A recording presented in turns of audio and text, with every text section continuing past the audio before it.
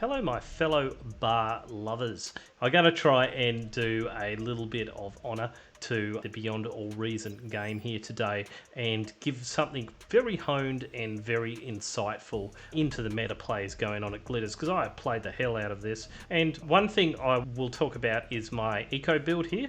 That used to be a 4-minute 30 if the winds were fantastic, by the way. Maybe just a touch after you'd get your T2 lab up. I think that's a rubbish build because you always run out of energy like 9 times out of 10 unless the winds stay perfect. So I think that's the ideal it's put under. So what I do is I create 2 constructors followed by a Lazarus. Now, as we can see up here, we actually had a leak down here, so I brought my Lazarus back early. We do not want to lose this Lazarus. We don't want to get too greedy, and we want it to be local to reclaim the commander.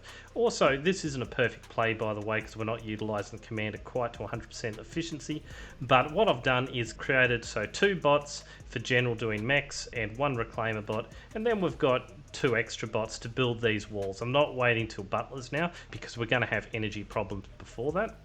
And I'm making sure I explode my commander just a little bit early, about the 3-minute 30 range, maybe even a touch earlier than that, if you can get away with it, to provide that really early metal, because the problem with the bot lab reclaiming it takes a lot of work out of this construction turret. Maybe you get your commander to help reclaim the bot lab. I mean, it's up to you guys if you can refine this a little bit further, but this is not a bad timing right here. It's super simple. You can basically survive a mistake or two. One thing I'm doing as well is getting these early energy converters. They do actually take a little bit of energy, over 1,000 to get up, so if you are energy starved like this at the moment, maybe take your bot off it right away just to free up that extra energy draw. But otherwise, we need every scrap of metal we can get as eco. Now, my shop opens at about 5:15, which isn't too bad. Why I say shop open as well, even though I'm constructing my own T2 bot first, it's just to get that extra little bit of metal coming in where we otherwise would be metal starved, and that's working out nicely. We've also got this Lazarus that's a handy lot of metal. Just about after I claim the commander, I should have had the vision to go get this bit of rock and keep him active, but there you go. I wasn't looking around too much.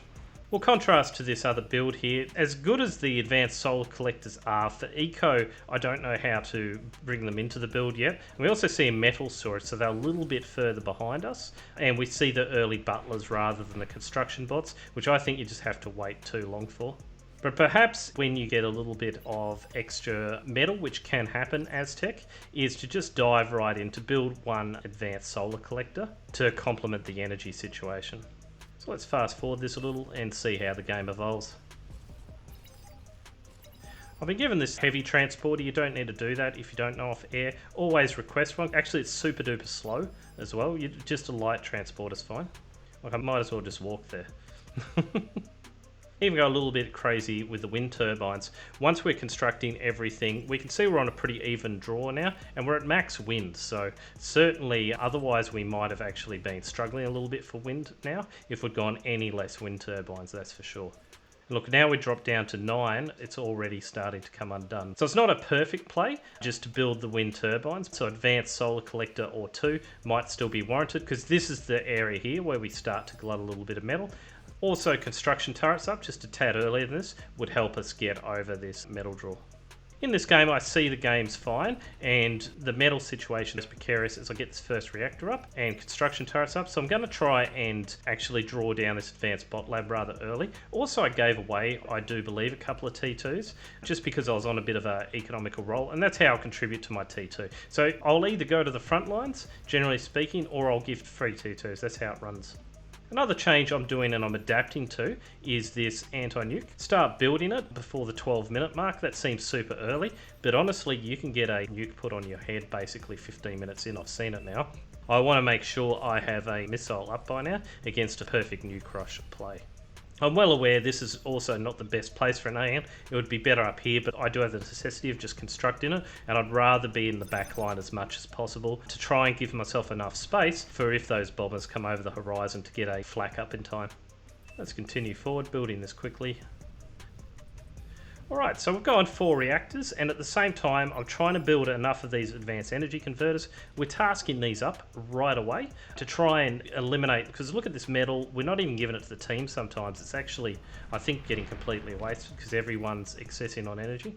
Over the other side, we see a 1 reactor play straight into an APHIS. And I'm going to show you why the 4 reactor play is better right here, right now. We basically have an extra APHIS up, if you want to think of it that way. We look over to the metal produced, and we're looking at about 8k extra metal produced, basically. So although this APHIS is already at 66% and going strong, we're going to catch up really quickly. So I think they've just produced, and we're about half done with our APHIS, but that's their first APHIS. The reason they want to get that up right away too, I believe, is to start building an early experimental lab. Now this is the current meta, and why I really want to dig into this is this super early play that people are doing, where they're just sacrificing everything to get a very early Marauder push up. Yeah, so my first APHIS after the 4 reactors is up at 17 minutes 30. I don't know if that agrees with your timings or not, but to me that's about as quick as you're ever going to do it. So I was right, we do see an experimental lab coming down to be made slightly after the 18-minute, and that's pretty much the meta at the moment. Do anything to make this 18-minute experimental lab. Myself, I'm just not that impressed by the Marauders. The only thing that's really going for them is speed, but otherwise they're a T2 unit in actuality, they're in stats. So it's a chancy unit whether they'll actually break through or not. But in a noob lobby, they tend to break through because most people are a bit noobish and do tend to fold against them rather than sort of take the Marauders seriously and have a stealth commander, have a grouping of units that respond correctly. We're going to see that here, what that looks like. The first one comes out just before 19 minutes. And this is the problem with the Marauder push, to my way of thinking, is it does take a little while to get that critical mass of Marauders up. Over on our side, we're at about the 19-minute stage. I'm making the last advanced energy converter now, so we're pretty much done with our eco. We can see a solid 200 metal per second. Over this side, it's 100 metal per second. We've got twice the economy as, and we've just boomed that slight bit longer. So it's about that critical mass boom. If I was 100% confident my guys could actually hold the line against the Marauders by themselves without any extra pressure, I'd continue to boom. But that's what the Marauder build meta does force us to do, is to respond this early with the experimental lab. I'm able to get that down at 19 minutes 30. I'm impressed with myself to get that down so quickly. And we've also got 3 bot labs at the same time. Now at this stage they could attack with 4 Marauders and it wouldn't be enough to break through. So we're going to have at least 1 Razorback, if not 2, by the time they try any serious push and be able to absolutely flatten their Marauders, particularly with all these T1 units swarming them. And that's the plan. We're putting them in a sort of central location. Also identify usually this lane here coming up to air as being the best lane to push on over this lane, and it does look like at the moment it's just Pork Central, so it's going to be a little bit of a waste of time for us to attack this area. So this is definitely the weaker line to exploit. I do ask though, is anyone ready to push? Something I notice a lot of bar players don't do is communicate at all with their team members and ask if anyone's ready to attack, which I'd consider probably the most critical thing ever.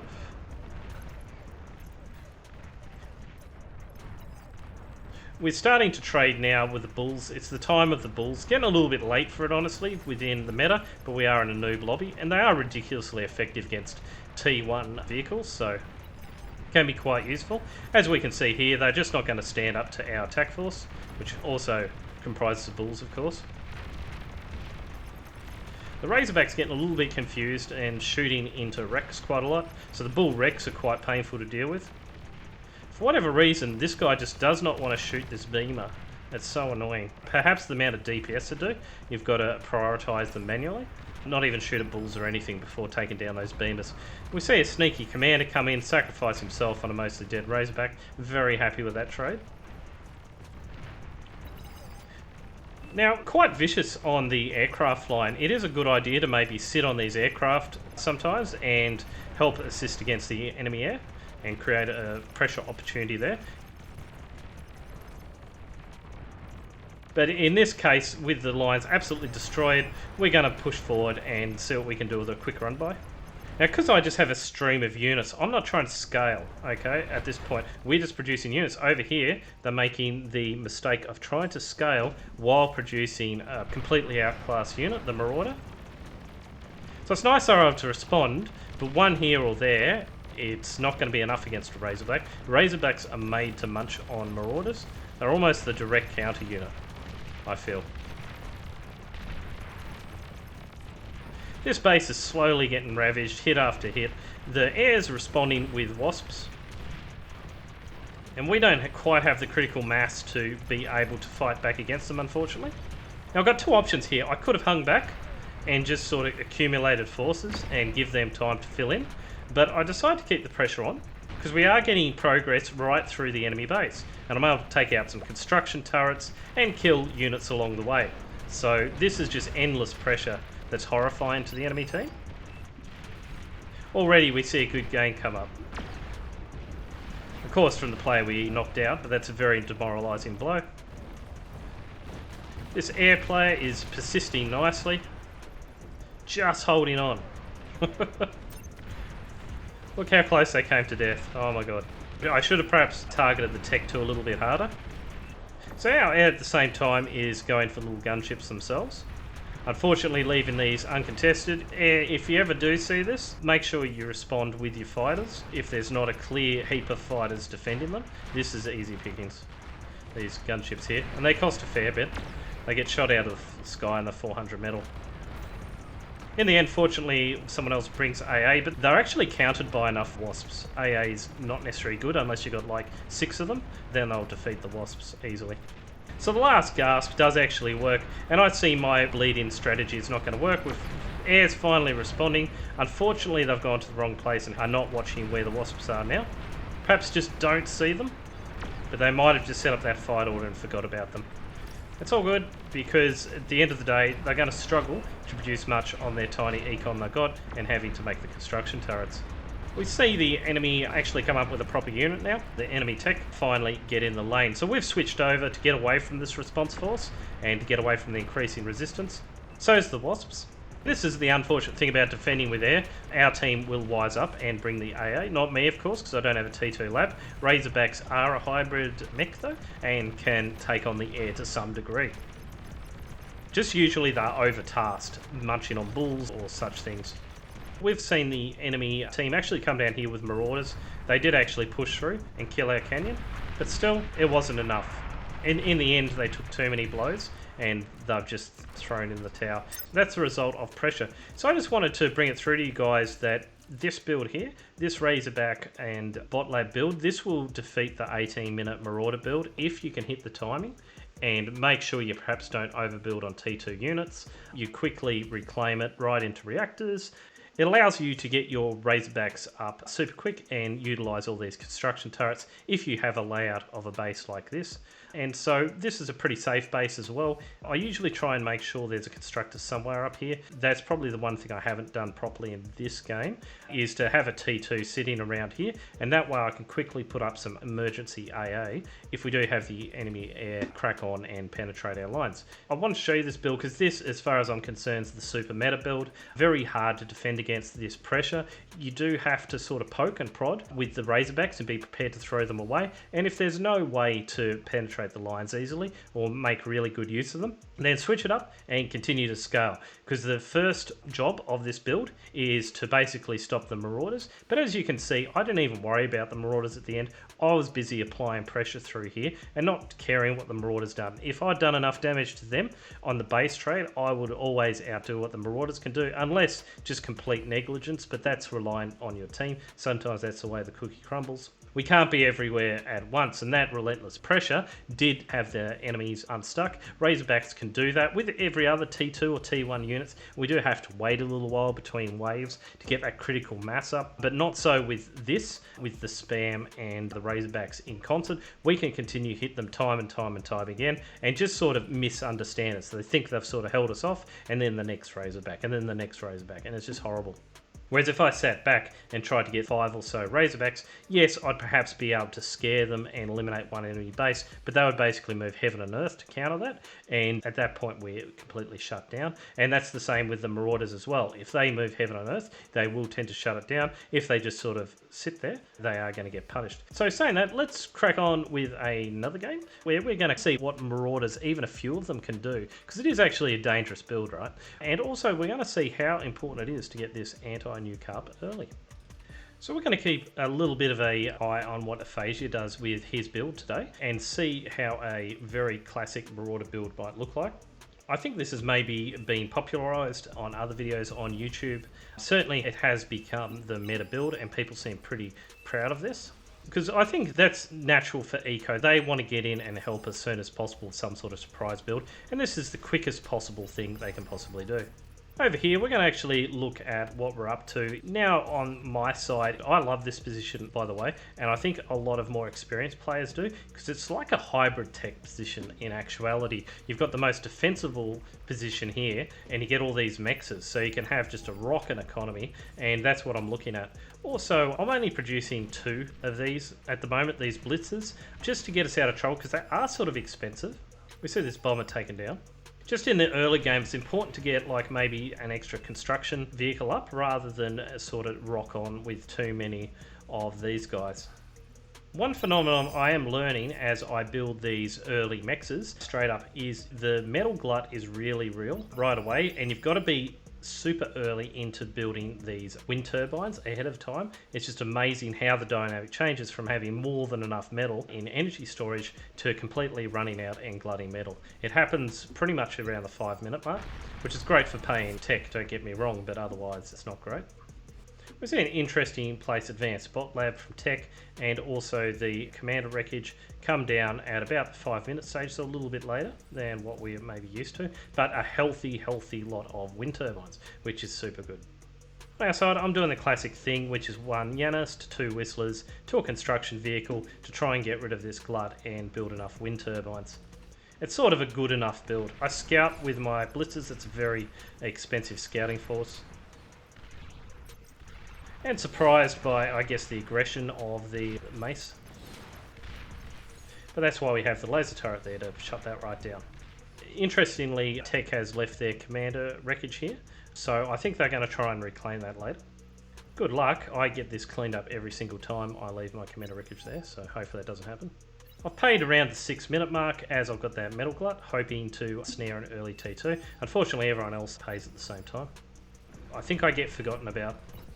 Well, I've got some early aggression here and definitely an active player trying to shut us down. We've got the range overmatch advantage, and this is going to be very costly for these maces. If they can push forward, that's fine, but then the Janus comes out. Our Whistlers do a fair bit of tanking, which I'm happy with, rather than the Januses do the tanking. So although it's very simplistic to run a group on one command group and sort of have it swing back and forth, it works out good enough, and it's super friendly to the micros, so rather than trying to micro things individually too much, particularly the Janus. I'm a little bit spooked by all this aggression. I'm building further back than I'd like, but making sure I have plenty of defences here, so we do have this actual line. Yeah, it's a healthy amount of Januses hitting them. The maces can take a hit. They can take sort of one barrage, but then they start to die very quickly.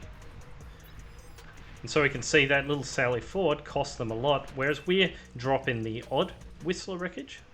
Because they're assaulting, they're leaving us metal.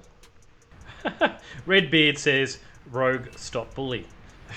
I think he says that to sort of prompt Red into helping him more. Because of course I'm going to attack after says stop bully. I think, oh, I've got the upper hand. So trying to panic Red and bring Red into the fight. Certainly there's a lot of pork on Red's side. Over here I've overreacted to running out of power, but that's never a bad thing. Went Armada to put down a few extra wind turbines. Super cheap, I think even with the latest patch, that's still the way to go. I will eventually get down some advanced solar. I'll make sure of that. But we're trying to manage a front at the same time and just do the best with what we can do. I managed to take down a whole heap of maces at once, and so we're really starting to break through with the numbers. This commander is very brave and poking forward, and we're going to pressure that right away. Oh, so close. So I think a mace intercepted a rocket.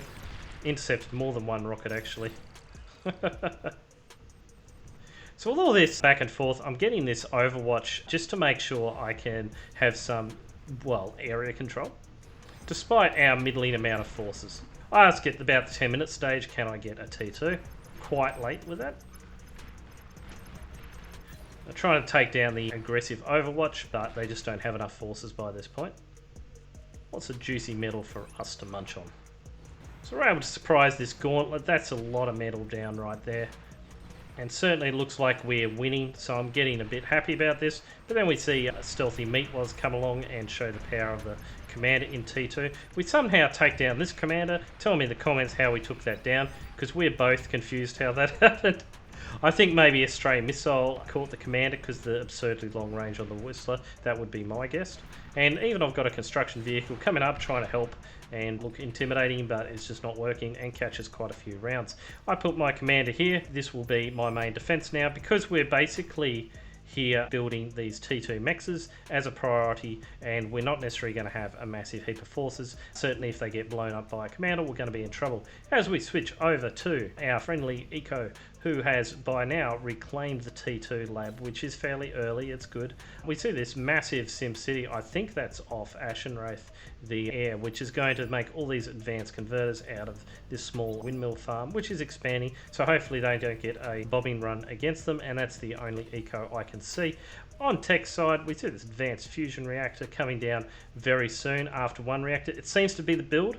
We've seen this now in the other build. One reactor, one advanced energy, one advanced converter, and sort of we're floating enough metal here to begin with this. What we're not seeing though is the amount of turrets, because this APHIS, it takes 69,000 build power. Now a construction turret takes only 3,000 to give you some idea, and they can even take a little while to build when you have a reasonable construction turret forest. So we're starting to see a little bit of a build now to try and clear this metal glut. Over our side, I'm deciding to pull back because it's obvious red is defending this to the death as well, and we don't necessarily have all the tools in our arsenal to combat it. I'm happy anyway. Now we've pushed them back a little bit, and particularly we've punished the gauntlets or agitators, that I'm able to sit here merrily with my commander and defend this. So I can sit back and do what? Build eco tech up. Look at all these vehicles supporting my T2. That's what I'm trying to do, is just 100% eco at the moment. If we look at our adversary Redbeard, we've done about double the damage, as I'd expect with maces anyway, just the sheer unit compositions of what we're working with. And we look at the eco between us, and we can see we've got a bit of an advantage against Redbeard and Red, but combined, they're able to put on a lot more in the field than I can, so I've got to be respectful of that. It's still only early days. For some reason they see my commander. I think I ran out of energy there, so that's a very lucky save, and I'm sure I'm going to blow up my whole forces here. So I push forward, I'm in a panic, and the only thing that's going to save me is a D-gun. Fortunately, we come out of that alive, so that's a warning to you. Maybe don't get too cocky with the commander, or put them forward a little bit more, so at least they blow up by themselves. So I am humbled. Don't do that one with the low energy, but that's always a problem with wind turbines, isn't it? So in response, I'm putting down the advanced solar collectors because I just cannot risk bad wind with these stratagems. Okay, so finally at the 14-minute stage, we see the first APHIS up. Only now starting to get the metal from it. So by now, I'm not sure where I'd be with the reactor count, but would have very similar amounts of energy as per this APHIS, and would have all these advanced energy converters up too. That's why this build isn't as good, but still it's the meta build, so I'm just explaining this and why people like it. Everyone likes one APHIS, you know, it's the feeling of power.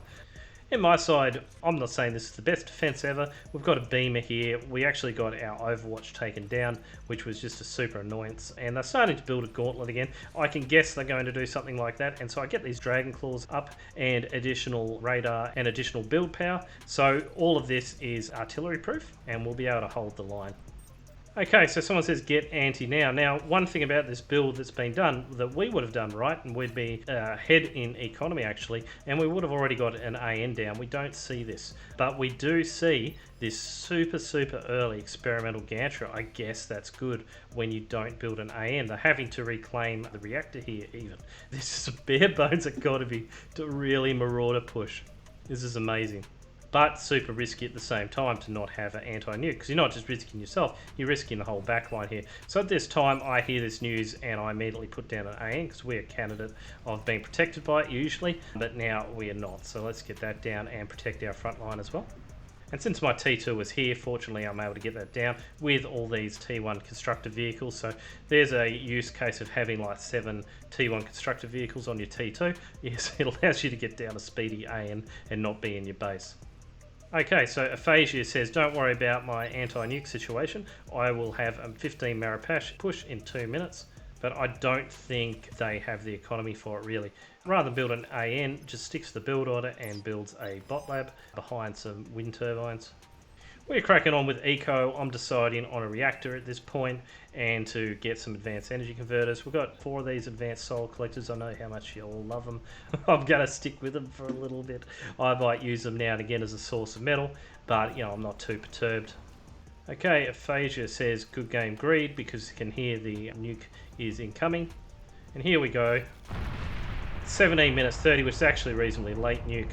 Totally blows them up. We can see there are 8 Marauders on the field. Yeah, it's still reasonable for 18 minutes, don't get me wrong, but by the time they push forward, it's a complete gamble, just like the Nuke Rush players. Both are complete gambles, and basically we're meeting a gamble with a gamble. So let's see how that goes. At the same time, we're pushing forward to try and exact some pressure because shit's going sideways.